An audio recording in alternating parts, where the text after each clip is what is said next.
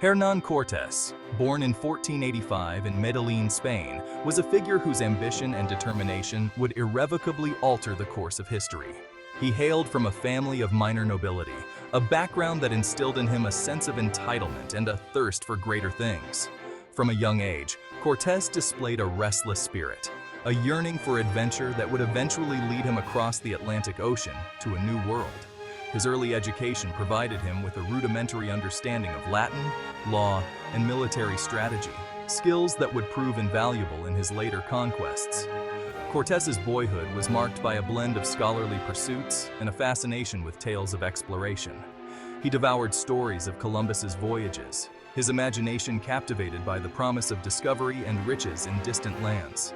These narratives fueled his desire to leave his mark on the world, to carve out a name for himself through daring exploits. He possessed a natural charisma and a gift for leadership, traits that would both aid and complicate his interactions with the indigenous populations he would encounter. However, the lure of adventure proved too strong to resist. He abandoned his legal studies, opting instead for a life of action and exploration. This decision marked a turning point in his life, setting him on a course that would lead him to the heart of the Aztec Empire and forever change the destiny of both Spain and the Americas. The news of Christopher Columbus's voyages had ignited a fervor for exploration and conquest in Spain. The lure of untold riches and the promise of expanding the Spanish Empire drew ambitious young men like Cortés to the New World.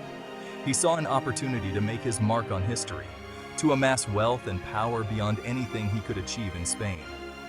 In 1504, at the age of 19, Cortés set sail for Hispaniola, an island in the Caribbean that served as a hub for Spanish colonization. His arrival in Hispaniola marked the beginning of his transformation from a restless young nobleman to a seasoned conquistador.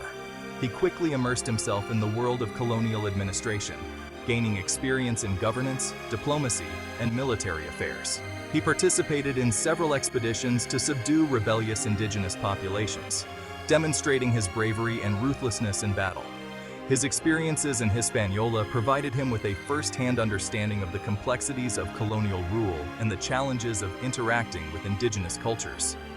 Cortés's ambition and drive soon led him to Cuba, where he played a key role in the Spanish conquest of the island. He distinguished himself through his military prowess and his ability to navigate the treacherous political landscape of the colony.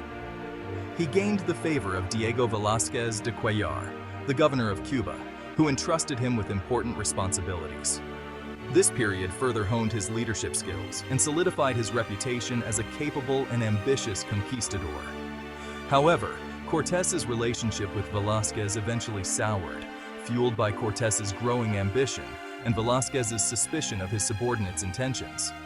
Despite this growing tension, Cortés was granted permission to lead an expedition to explore the mainland of Mexico.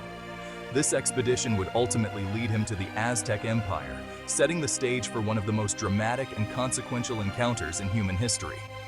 He assembled a small fleet of ships and gathered a force of around 500 men, ready to embark on a journey that would change the course of his life and the destiny of an empire. Cortés's initial encounters with the indigenous populations of the Caribbean islands provided him with valuable insights into the diverse cultures and political landscapes of the region. He learned of the existence of a powerful empire further inland, ruled by the Aztecs, whose wealth and sophistication were legendary. This information fueled his ambition and solidified his determination to explore the mainland. He recognized the potential for conquest and the opportunity to claim vast riches for Spain. As Cortés sailed along the coast of Yucatan, he made contact with various Maya groups, engaging in both diplomacy and conflict. He learned of their complex social structures, their advanced knowledge of astronomy and mathematics, and their intricate religious beliefs. He also observed the political rivalries and divisions that existed among the Maya city-states, a dynamic he would later exploit to his advantage in his dealings with the Aztecs. These initial encounters provided him with crucial information about the region and its inhabitants. One of the most significant events during this early phase of Cortés's expedition was his encounter with Jerónimo de Aguilar, a Spanish Franciscan friar who had been shipwrecked years earlier and had learned the Mayan language. Aguilar's linguistic skills proved invaluable to Cortés, allowing him to communicate with the Maya and gather intelligence about the Aztec Empire. He became a crucial intermediary, facilitating communication and fostering understanding between the Spanish and the indigenous populations. Cortés's interactions with the Maya highlighted the importance of language and cultural understanding in the process of conquest. He recognized the need to build alliances and to exploit existing divisions among indigenous groups.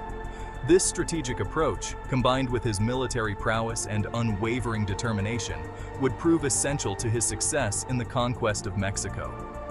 He continued his journey along the coast, gathering information and preparing for his fateful encounter with the Aztec Empire. Section 4. The March Inland, a Fateful Decision. Upon reaching the coast of what is now Mexico, Cortés made a bold and decisive move that would alter the course of history. He defied the orders of Governor Velázquez, who had grown increasingly suspicious of Cortés's ambitions, and decided to continue his expedition inland. This act of defiance demonstrated Cortés's audacious nature and his unwavering commitment to his goals. Burning his ships, he eliminated the possibility of retreat, forcing his men to commit fully to the conquest ahead. The march inland was a grueling and perilous undertaking. Cortés and his men faced numerous challenges, including navigating through dense jungles, crossing treacherous rivers, and enduring the oppressive heat and humidity of the tropical climate. They also encountered resistance from various indigenous groups, some of whom were allied with the Aztecs, while others saw the Spanish as potential allies against their Aztec overlords. These encounters tested the resolve of Cortés's men and highlighted the importance of adaptability and strategic thinking. As they ventured deeper into the heart of Mexico, Cortés and his men encountered the Totonac people, who were subjects of the Aztec Empire and resented Aztec rule. Recognizing an opportunity to exploit these existing tensions, Cortés forged an alliance with the Totonacs, gaining valuable allies in his quest to conquer the Aztecs. This alliance proved crucial in providing Cortés with much-needed intelligence, supplies, and manpower. It also demonstrated his political acumen and his ability to forge strategic partnerships. The decision to march inland was a gamble, but it ultimately paid off for Cortés. By defying Velázquez and forging alliances with indigenous groups, he gained a foothold in Mexico and set the stage for his confrontation with the powerful Aztec Empire. He continued his march towards Tenochtitlan, the Aztec capital, driven by a combination of ambition, greed, and a belief in his own destiny. Section 5. Malinche, a bridge between worlds. One of the most significant figures in the story of Cortés's conquest is La Malinche, also known as Doña Marina.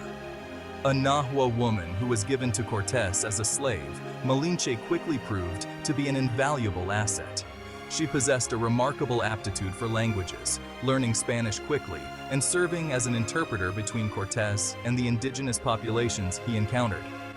Her linguistic skills facilitated communication and played a crucial role in shaping the course of events. Malinche's contributions extended beyond language. She also provided Cortés with crucial insights into the cultural and political landscape of Mexico.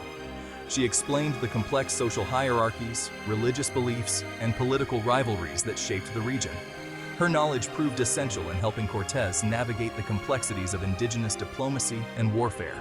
She became a trusted advisor, offering counsel and helping Cortés to understand the motivations and intentions of his indigenous allies and enemies. Malinche's role in the conquest is complex and continues to be debated by historians. Some view her as a traitor who facilitated the downfall of the Aztec Empire. Others see her as a survivor who used her intelligence and adaptability to navigate a challenging and dangerous situation. Regardless of one's perspective, her impact on the course of events is undeniable. She became a bridge between two worlds, playing a pivotal role in the communication and negotiations that shaped the conquest. Malinche's story highlights the often overlooked roles of women in history, particularly in the context of conquest and colonization. Her contributions were essential to Cortés's success, demonstrating the importance of cultural understanding and linguistic skills in the complex dynamics of cross-cultural interaction. Her legacy remains a subject of ongoing discussion and interpretation, reflecting the complexities and ambiguities of her role in a pivotal moment in history.